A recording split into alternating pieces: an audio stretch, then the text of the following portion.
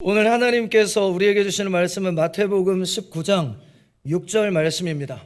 마태복음 19장 6절 한 절의 말씀을 한 목소리로 봉독하겠습니다. 그런즉 이제 둘이 아니요 한 몸이니 그러므로 하나님이 짝지어 주신 것을 사람이 나누지 못할지니라 하시니. 아멘. 저는 오늘 말씀을 통해 예수님을 만나면 믿음의 가정을 꿈꾸게 됩니다 라는 제목으로 은혜를 나누기 원합니다. 목사님 오늘 결혼 설교 하시는 거예요?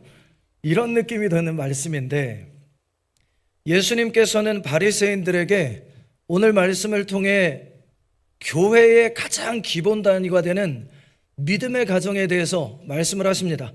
성경을 보니까 마태복음 19장 3절에서 6절까지 기록하기를 하나님의 뜻은 우리가 믿음의 가정을 세우는 것이다, 이렇게 선언을 합니다.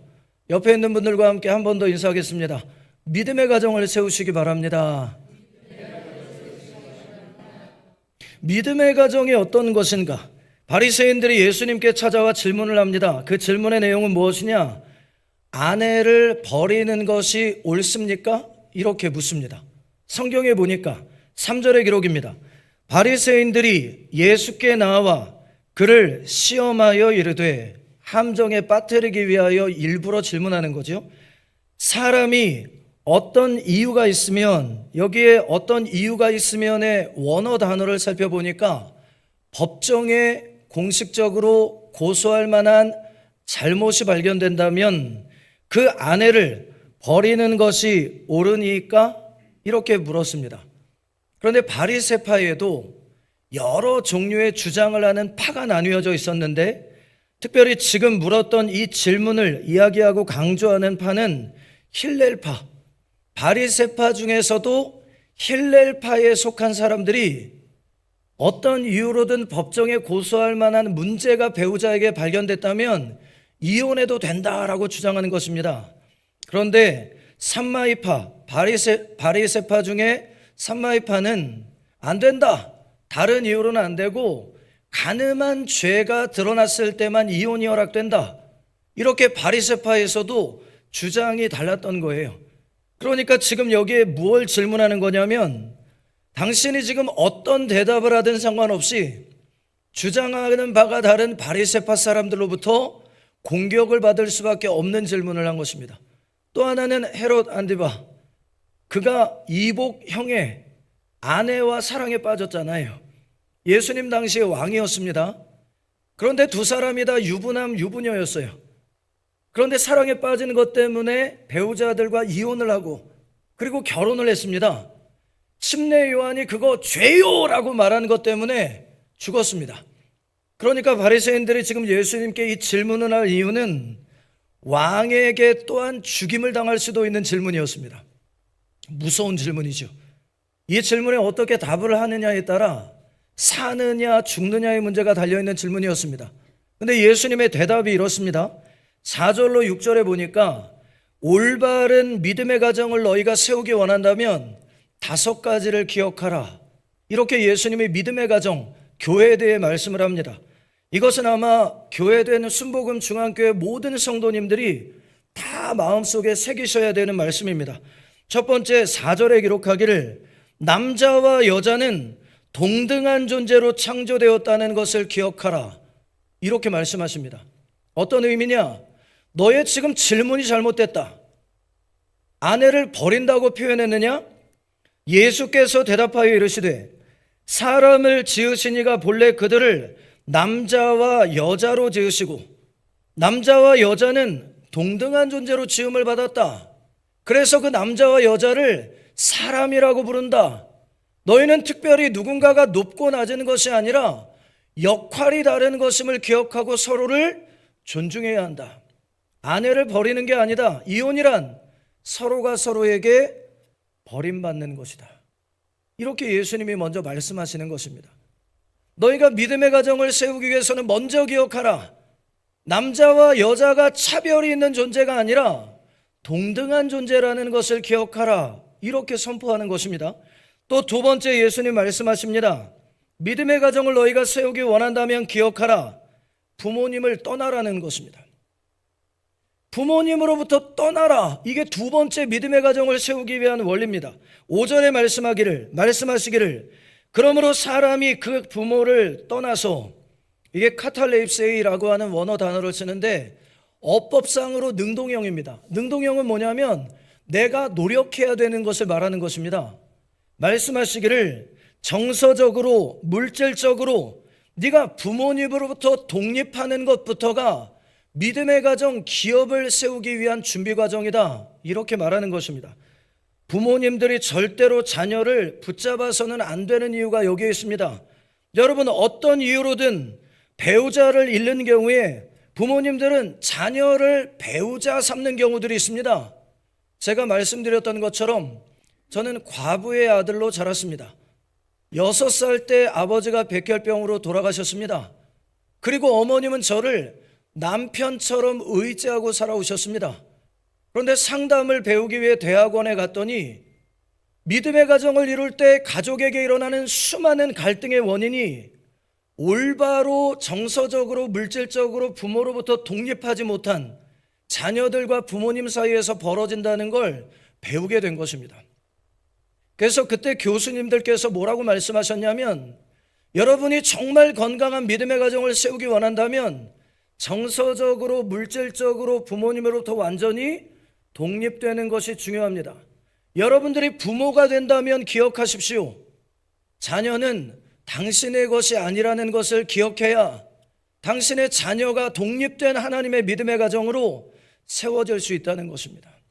제가 그때 결단을 내렸습니다. 어머님과 저의 가정은 독립된 공간에 머물도록 하겠다. 그래서 홀로 계신 어머님임에도 불구하고 결혼하고 20년이 지나도록 어머님과 가까운 거리에 살지만 어머님의 공간과 저희 가족의 공간을 따로 분리해서 서로가 서로의 삶을 존중할 수 있도록 그렇게 노력을 했습니다. 근데 여러분, 이거 쉽지 않은 일입니다. 왜냐하면 부모님들 서운해하시고 자녀들에게도 부모님께 효도하지 않는 것 같아서 이 죄송한 마음이 들기 때문에 그래요. 그런데 예수님은 말씀하십니다. 너희가 믿음의 가정, 기업으로 세워지기 원하느냐? 그러면 집착을 내려놓고 독립된, 부모님을 떠난 독립된 공간과 물질과 정서적인 안정을 먼저 회복해야 한다. 세 번째, 믿음의 가정을 회복하기 원한다면 기억하라. 배우자와의 관계를 최우선순위에 두라는 것입니다. 결혼하여 독립을 한 이후에 너의 최우선순위는 배우자이지 자녀도 아니고 부모님도 아니다, 이렇게 말씀을 하십니다. 5절 앞부분, 뒷부분에 기록합니다. 아내에게 합하여라고 하는데 이 원어적인 의미가 콜라오입니다. 무슨 뜻일 것 같으세요? 본드로 붙이다라는 뜻입니다. 결혼을 해서 서로가 믿음의 가정이 된다는 것은 배우자와 배우자가 본드로 딱 붙여놓은 상태가 되는 것이다. 이 원어적인 의미는 너의 삶의 남은 생의 가장 최우선순위가 너의 배우자라는 것을 너는 잊지 말아야 된다는 말입니다. 부모님과의 관계는 배우자가 주도적인 역할을 할 수 있도록 하는 것, 이게 대단히 중요합니다. 특별히 남편, 저의 경우는 독자잖아요. 과부 되신 어머님에게 혼자 된 아들입니다. 그러니까 얼마나 소중하겠어요. 그런데도 불구하고 저는 어머님의 남편이 아닙니다. 저는 어머님의 남편이 아닙니다. 제 아내의 남편입니다. 결혼을 하고 자녀들이 독립하고 나면 그 아들이 내 아들이기 이전에 내 며느리의 남편이라는 걸 인정하는 것입니다. 내 딸이기 이전에 내 사위의 아내라는 걸 먼저 존중하는 것, 이것이 여러분과 저의 자녀를 독립된 하나님의 믿음의 가정으로 세우기 위한 아주 중요한 원리다라고 말하는 것입니다. 제가 20년 동안 하고 있는 일이 있습니다. 그것은 어머님에게 용돈을 드릴 때 아내를 통해서 드리는 것입니다. 제가 아내 모르게 따로 어머님에게 용돈을 드리는 게 아니라 제 아내를 통해 어머님에게 용돈을 드립니다. 왜냐? 그것이 아내와 어머님이 서로가 더 얼굴을 자주 함께 마주대할 수 있는 계기가 되기 때문에 그렇고, 어머님이 제 아내와 더 친해지는 것입니다. 아들과 어머님이 너무 친하면 그 믿음의 가정이 갈등 가운데 있을 수밖에 없다는 것입니다. 또 5절 뒷부분에 말씀하십니다. 서로의 연약함을 발견할수록 돕기 위해 노력하라는 것입니다. 결혼하고 함께 동행하면 동행할수록 진리가 있습니다. 서로의 연약함을 더 많이 발견하게 되실 것입니다. 그런데 성경은 기록하기를 그 둘이 한 몸이 될지니라 하신 것을 읽지 못하였느냐? 창세기 2장 24절의 기록입니다. 가정이란 서로의 연약함을 도움으로 하나 되어가는 공동체, 이것을 가정이라고 말한다는 것입니다. 다르기 때문에 우리가 서로 사랑하게 되었다는 것, 이거를 이 땅을 떠나는 날까지 절대 잊지 마라. 어떻게 이렇게 다른데 내가 결혼을 했어가 아니라 다르기 때문에 결혼했다는 걸 기억하라는 것입니다.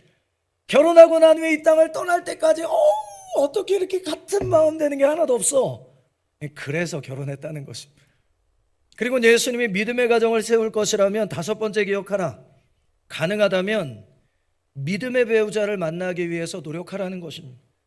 6절에 기록하기를 그런즉 이제 둘이 아니요 한 몸이니 따로 떨어져 나뉠 수 없는 관계가 되었으니 그러므로 하나님이 짝지어 주신 것을 사람이 나누지 못할지니라 하시니, 짝지어 주셨다라는 것은 배우자와 배우자와의 만남을 누가 인도하셨다고요? 하나님이 인도하셨다는 뜻입니다. 사람과 사람이 함께 만나고 동행할 때에는 그 만남을 주장하시는 분이 하나님이시다라는 걸 늘 마음에 되새기라는 것입니다. 그리고 오늘 말씀은 두 번째, 우리에게 은혜의 말씀을 선포하는데 7절로 9절에 기록하기를 하나님은 믿음의 가정이 깨질 수도 있다는 것을 이해하신다, 이렇게 말씀하십니다. 하나님의 본질적인 뜻은 믿음의 가정을 세우는 것이지만 그 가정을 회복하기에는 우리가 얼마나 연약한가, 그걸 하나님께서 아신다는 것입니다. 이혼이 하나님의 뜻이라고 착각하지는 말라, 이렇게 말씀하십니다.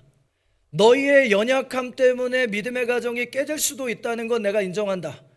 그러나 이혼하는 것이 하나님의 뜻이다라고 착각하지는 말라, 이렇게 말씀하는 것입니다. 7절의 기록입니다. 여짜오되 그러면 어찌하여 모세는 이혼 증서를 주어서 버리라 명하였나이까? 신명기 24장 1절에 보니까 사람이 아내를 맞이하여 데려온 후에 그에게 수치되는 일이 있음을 발견하고 그를 기뻐하지 아니하면 이혼 증서를 써서 그의 손에 주고 그를 자기 집에서 내보낼 것이요. 하나님께서 모세를 통해 이혼을 공식적으로 허락하신 것 아닙니까? 이렇게 물었습니다. 그러자 예수님의 대답이 이렇습니다.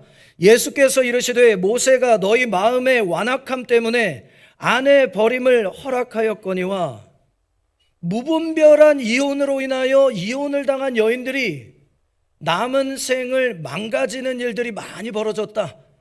그래서 하나님이 모세를 통해 증서를 주게 한 이유는 이혼을 하더라도 그 이혼당한 여인이 남은 삶을 건강하게 살아갈 수 있도록 돕기 위한 조치였다는 걸 모르겠느냐?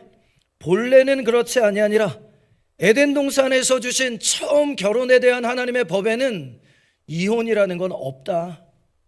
이혼은 사람의 연약함과 허물 때문에 벌어지는 열매이지 하나님의 본질적인 뜻이 아니라는 것, 이거 너희가 기억해야 될 필요가 있다. 그리고는 9절에 말씀하십니다. 내가 너희에게 말하노니 누구든지 음행한 이유 외에 아내를 버리고 다른 데 장가드는 자는 간음함이니라. 이혼을 왜 하지 말아야 되는지 아느냐? 그것은 이혼한 당사자들만의 문제로 끝나지 않기 때문이다. 그 가정을 이룰 수 있도록 도왔던 부모님들과 친족들과의 관계에도 문제가 생길 뿐 아니라 너희에게 만약 자녀가 있다면 그 자녀에게는 평생에 씻을 수 없는 상처와 아픔을 안겨주는 결정이기 때문이다. 그러므로 이혼은 신중해야 한다. 그것은 하나님의 뜻이 아님을 기억할 필요가 있다, 이렇게 위로하십니다. 그리고는 10절과 12절에 말씀하시기를 중요한 것은 포기하지 않으려고 하는 마음이다, 이렇게 하나님이 위로하십니다. 10절에 기록하기를 제자들이 이르되, 예수님을 따르는 제자들이 갑자기 끼어든 것입니다. 바리새인들이 아닙니다. 갑자기 예수님과 함께 동행하는 성도들이 고백하기를 만일 사람이 아내에게 이같이 해야 된다면 장가들지 않는 것이 좋겠나이다. 이게 무슨 의미인지 아세요? 한 여인만 평생토록 그렇게 사랑해야 된다면 차라리 결혼하지 않는 게 더 나은 거 아닙니까? 여러분, 이게 정말 예수님 마음 답답하게 하는 질문 아니었을까요? 성도들이에요, 여러분. 예수님을 따르는 제자들인데 뭐라고 얘기하냐면 어떻게 한 여자만 사랑해요? 그러니까 당시에 살고 있던 남자들의 생각이 어땠는지 지금 이해가 되시죠? 예수님 당황하셨을 거예요. 바리새인들이 질문했으면 그러려니 하셨을 거예요. 아니, 그런데 성도가 갑자기 물으니 이 질문에 예수님이 얼마나 당황스러우셨을까? 그런데 11절에 예수께서 이르시되 사람마다 이 말을 받지 못하고 오직 타고난 자라야 할지니라. 혼자 살면서 거룩과 성결한 삶을 유지하는 게 노력으로 되는지 아느냐? 혼자 살겠다고? 그게 네 힘으로 되는 일이라고 생각하냐? 이렇게 예수님이 아마 성도들의 눈을 정면으로 보고 물으셨을 것입니다. 그리고 12절에 말씀하기를 어머니의 태로부터 된 고자도 있고 타고난 장애를 가진 것 때문에 자녀를 얻지 못하는 사람도 있고 사람이 만든 고자도 있다라는 건 사고로 인해 혹은 돈을 벌기 위해 인위적으로 자신의 몸에 장애를 만든 경우도 있다. 천국을 위하여 스스로 된 고자도 있다라는 것은 사명을 위하여 독신의 삶을 선택하는 사역자들도 가끔 있다. 이 말을 받을 만한 자는 받을지니라. 기억하라. 하나님의 뜻은 가능하다면 믿음의 가정을 이루는 것이다. 그러나 너희의 허물로 연약함으로 인하여 그 믿음의 가정을 이루었다가 깨질 수도 있다는 것은 하나님께서 인정하신다. 그러나 그것이 본질적인 하나님의 뜻인 줄로 착각하지는 마라. 하나님의 본질적인 소원은 믿음의 가정을 세우는 것에 있다. 이렇게 말씀하십니다. 그리고는 세 번째 13절로 15절에 기록하기를 어떤 상황에서도 내게 주신 자녀가 믿음으로 설 수 있도록 돕는 것, 그것이 부모로서의 너의 역할이라는 것, 가장 중요한 사명이라는 것을 네가 기억해야만 한다. 이렇게 말씀하십니다. 마태복음 19장 13절의 기록입니다. 그때에 예수님이 믿음의 가정에 대해 말씀하고 계실 때에 사람들이 예수께서 안수하고 기도해 주시기를 바라고 어린아이들을 데리고 오매 자기 자녀들을 데리고 예수님께 왔다는 건 자녀들과 함께 예배드렸다는 의미가 되겠죠. 뒤에 기록하기를 제자들이 꾸짖건을 곁에 있는 사람들은 불편했다는 것입니다. 여러분, 우리 교회도 마찬가지일걸요. 제가 25년 동안 목회자로 사역하면서 얼마나 이 자녀들이 예배 시간에 떠드는 것, 분주하게 하는 것, 장난치는 것 때문에 성도님들이 자녀들에게 막 화를 내고 분노하는 모습들을 많이 봤는지. 자녀들이 예배 자리에 왔는데 이 성도님들이 예수님을 사랑하는 마음 때문에 자녀들을 막 꾸짖어요. 조용히 하라고. 젊은 부부들도 막 꾸짖어요. 자녀 양육을 어떻게 한 거냐고. 여러분, 여기에 지금 말씀이 그대로 기록되고 있는 거예요. 자녀들이 예배 자리에 오는 것을 누가 막느냐? 먼저 구원받은 성도들이 막는다는 것입니다. 그런데 우리가 기억해야 될 것은 부모와 자녀는 하나님을 함께 경험하기 위한 예배의 자리에 함께 동행하는 것, 이것이 자녀 양육에서 가장 중요하다는 것입니다. 자녀와 함께 동행하는 동안 가능하면 하나님이 허락하신 때 함께 예배하는 시간을 많이 가지라는 것입니다. 또 두 번째 기록합니다. 14절에 말씀하기를 예수께서 이르시되 어린아이들을 용납하고 내게 오는 것을 금하지 말라. 천국이 이런 사람의 것이니라 하시고 부모와 자녀는 서로를 배우려고 노력해야 된다. 제자들아, 자녀들이 하나님이신 예수님을 사랑하여 나아올 때 그 어린 자녀들을 통해서 하나님을 어떻게 사랑해야 되는지를 배워야지 꾸짖거나 내쫓지 마라, 이 말입니다. 밖에 그려져 있는 저 그림이 아름다운 이유는 우리 성도님들이 저 그림을 아름답게 여길 때 아름다워지는 것입니다. 한 분이라도 만약 아니 교회 이 거룩한 절에다가 누가 이렇게 낙살한 거야? 이러고 막 물 뿌리고 지우고 막 이런 일이 벌어진다. 여기에는 자녀들이 그 믿음 안에 세워질 수가 없는 교회가 돼버리는 것입니다. 그리고 15절에 기록합니다. 그들에게 안수하시고 라는 것은 예수님께서 그 자녀들을 마음껏 축복하는 말로 격려해 주시고 거기를 떠나시니라. 부모와 자녀는 서로에게 축복하는 말을 해야 합니다, 여러분. 인정하는 말을 해야 됩니다, 여러분. 서로가 함께 동행하는 시간이 길어질수록 함부로 대하는 경우들이 많아요. 부모님들의 귀가 어두워지시고 부모님들의 눈이 어두워지시고 언제 했던 말인지 기억 안 나고 했던 말 또 할 때도 있겠죠.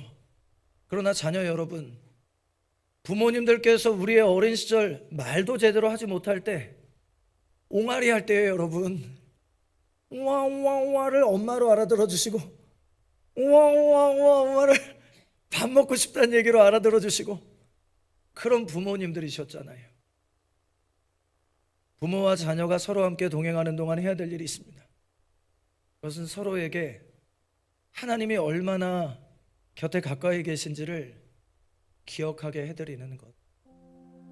여전히 내 어머님 아버님이 얼마나 멋있고 아름다운 분이신지, 나에게 얼마나 소중한 분이신지 그걸 기억하게 해드리는 것. 이게 부모와 자녀가 서로에게 해야 될 아주 중요한 일이다 라고 예수님께서 오늘 말씀하셨으니 성도 여러분 부탁드립니다. 멀리 나가서 복음 전하려고 하지 않으셔도 괜찮아요. 뭐 돈을 들이고 비행기 값 모아서 먼 타국에 가서 그렇게 얼굴도 모르는 사람들에게 복음을 전하려고 하는 것 이전에 가까이 있는 분들이요, 내 곁에 있는 가족, 내 곁에 있는 이웃들에게 오늘 이 말씀에 기록하고 있는 예수님의 십자가 사랑과 용서, 그리고 그분들이 얼마나 소중한지를 기억하게 해주는 증인으로 살아주시기를. 그래서 레이 카운티 지역이 세상에 있는 모든 민족들이 가장 살고 싶은, 저기에 가면 우리가 격려를 얻는다더라, 저기에만 가면 우리가 하나님의 사랑과 용서를 경험하게 된다더라, 레이 카운티가 도대체 어딘지 좀 가보자, 이런 일들이 벌어지게 되기를 예수님의 이름으로 부탁을 드립니다. 오늘 말씀을 또 짧은 편지로 나눕니다. 사랑하는 딸, 사랑하는 아들, 이 땅에 존재하는 모든 것들 가운데 가정보다 소중한 것이 있을까? 가정은 처음 세워진 하나님의 나라이며 가장 깊은 사랑을 배우고 경험할 수 있는 곳이며, 결국 네가 지금 존재하게 된 이유도 믿음의 가정을 세우고 지켜내기 위한 부모님들의 믿음과 사랑, 헌신으로부터였음을 기억해야 한다. 너의 삶 또한 자녀 세대들이 믿음 위에 서도록 돕는 디딤돌이 되기를 바라며 곧 보자.